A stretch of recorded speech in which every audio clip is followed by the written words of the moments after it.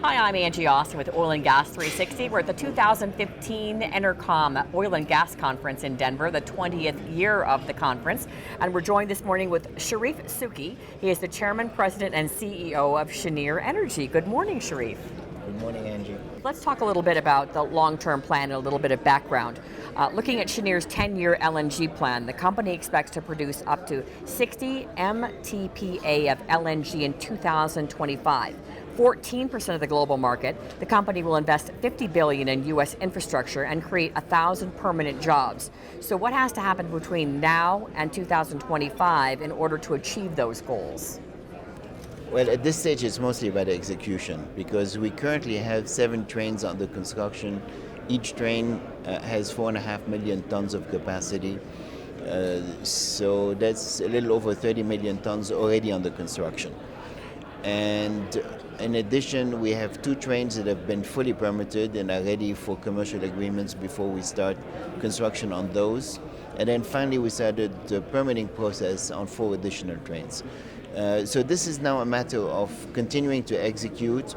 The first train that we started in 2012 should produce its first LNG at the end of this year. And then the trains will keep coming every 6 months approximately. So we just have to continue to organize our construction crews, our management crews, operating the facilities, and executing on all the different aspects of the business plan. Excellent. All right, let's talk a little bit about exploration. How should the American consumer think about the exportation of natural gas as it pertains to the creation of U.S. jobs and the country's balance of exports and imports? Well, first, the American consumer is extremely lucky today. We pay less than $3 in MMBTU for natural gas in this country. In Europe currently, even with the crisis and oil prices coming down, the price is about $6.50 in MMBTU, and in Asia it's over $8 in MMBTU. So the American consumer is already privileged. What has happened over the last 5 years is that first America has become, and I'm talking about the United States, not just North America, the largest producer of natural gas in the world, passing Russia a couple of years ago. And within the next 2 years will become actually a net exporter of natural gas on a global basis. So it changes the situation pretty dramatically. It has created thousands of jobs in the United States for supporting all this exploration effort to support the exports. But I think what the American consumer should never forget is that they have first call on the natural gas that is produced in this country. So as long as we continue to drill wells and we encourage the continuation of exploration efforts in this country, whether it's for export or for domestic consumption, the American consumer always has first call on the natural gas that is available.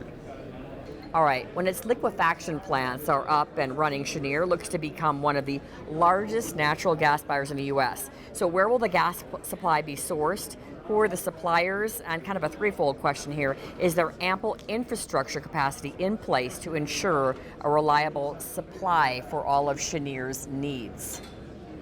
There is an enormous amount of infrastructure already in place in the United States, which is one of the things that gives us the competitive advantage compared to the rest of the world. However, it's not always going in the right direction. 5 years ago, no one would have predicted that the Northeast would become a net exporter of gas to the rest of the country. And yet here we are now producing 20 BCF a day in the Northeast and consuming only 10 to 12. So all of a sudden we've had to reverse pipelines and send gas from the Northeast down to the Gulf Coast and straining the ability of the market to absorb all this gas that has been produced. Interesting. All right, let's talk about break-even costs. Cheniere's break-even costs are half or less than half of projects in northwestern Australia, Eastern Africa, and Southeast Asia. So what makes Cheniere's cost structure different from those competitors? Well, there's two answers to that question. The first one has nothing to do with us. It's the wonderful capacity of the exploration companies in this country that makes gas $2.50 or $3 in this country compared to $5 to $6 at the wellhead in most other countries in the world. So we already get the benefit of the very cheap natural resource. But in addition, in terms of liquefaction and construction of the liquefaction facilities, we are operating in the Gulf Coast. Our two sites are at the border of Texas and Louisiana and at Corpus Christi, Texas. And both those places are places that are large urban centers with very large labor forces. Our workers go home at night. So it creates some issues. We have to build parking lots for the 4,000 people that we have at every site, Right. which is not something you're used to in the rest of the world. But at the same time, the worker works all year round and doesn't have to do 1 month on, 1 month off, as in some other places. And you don't have to build a city to accommodate them.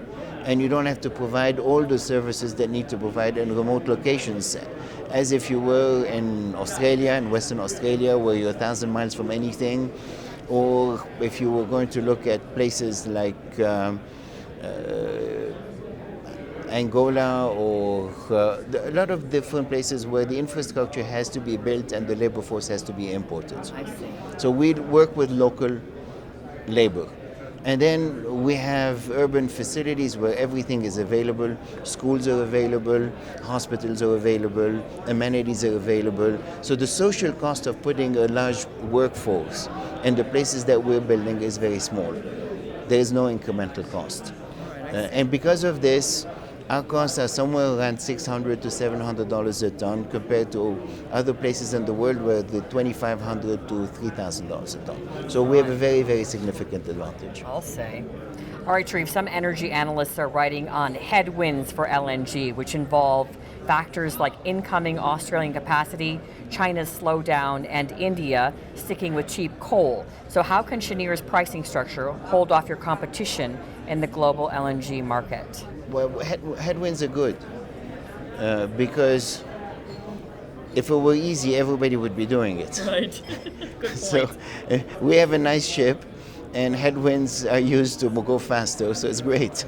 In our case, we have very, very competitive costs. We have the lowest cost of gas in the world. We have a very, very low cost of infrastructure building, including our own terminals. It gives us a huge competitive advantage compared to the rest of the world in terms of building liquefaction capacity and supplying the world with LNG. So it may be difficult to greenlight some new projects today around the world, but for us, as we continue to build our platform, we can make money at very low prices compared to the competition, and therefore we're very comfortable in today's environment. All right, Charif, let's talk about Cheniere has proposed a $2 billion liquids terminal and pipeline operation in Texas for exporting up to 1 million barrels per day of liquid hydrocarbons. Are you confident the U.S. crude oil export ban will be lifted when your liquids export business is online? First, I want to specify the $2 billion investment and the million barrel facility is a dream. It's not a reality yet. We're starting much smaller to test the water, and the investment is much smaller, and the impact will be much smaller. But yes, I am convinced that the export ban will be removed simply because it's a natural thing to do. It has no reason for existing anymore. And having been doing what I'm doing for the last 15, 20 years in the US, I have found that we always end up doing what's right for the most people. Even in difficult regulatory environment, it's still fairly predictable. And today there is no excuse for a ban on exports of crude. We are going to become also a very large producer of oil. We're already the largest producer of oil on a global basis also. And very soon we're going to be in a position to be able to export oil to the rest of the world.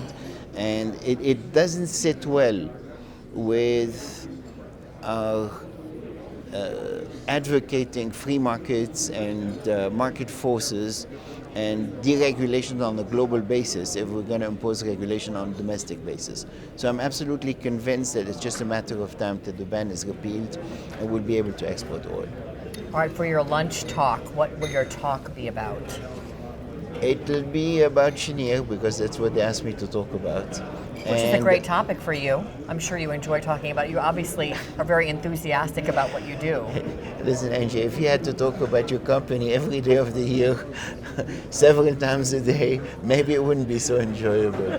But you're right, it's an interesting topic, especially because we have a pretty important role, both on a domestic basis and on a global basis, because we are changing the way the global natural gas markets are going to function.